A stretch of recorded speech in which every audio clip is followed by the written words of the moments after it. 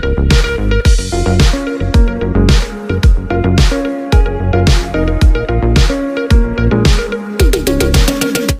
તાલુકાના ઉમરી ખાતે વાઘેલા રાજપૂત જાગીરદાર સમાજનો નવયુવાન ઇન્ડિયન આર્મીની બેઝિક ટ્રેનિંગ પૂર્ણ કરી પોતાના માતૃવતનમાં પાછા ફરતા ગ્રામ લોકો દ્વારા ભવ્ય બાઇક રેલી કરી ભવ્ય સ્વાગત કરાયું। પ્રાપ્ત વિગત અનુસાર કાંકરેજ તાલુકાના ઉમરી ખાતે વાઘેલા રાજપૂત જાગીરદાર સમાજના નવયુવાન ફૌજી રણજીતસિંહ સામતસિંહ વાઘેલા પોતે ભારતીય આર્મી ફોર્સમાં 6 મહિનાની બેઝિક ટ્રેનિંગ પૂર્ણ કરી પોતાના માતૃવતનમાં પાછા ફરતા ગ્રામ લોકોમાં આનંદ ઉત્સાહ સાથે ઉમરીથી આ ઇન્ડિયન આર્મીમાં બીજા સ્થાને ટ્રેનિંગ પૂર્ણ કરી આવ્યા।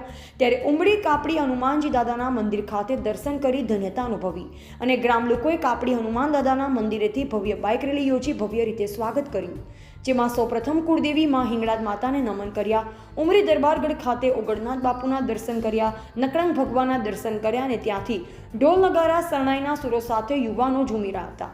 ઉમરી ગામના તમામ યુવાન અને વડીલો સહિત મહિલા અને બાળકો પણ ફૌજી જવાનના ભવ્ય સ્વાગતના સાક્ષી બન્યા અને ભારત માતા કી જયના નારા સાથે સમગ્ર વાતાવરણ એકદમ દેશપ્રેમ પ્રત્યે અપાર લાગણી છવાઈ।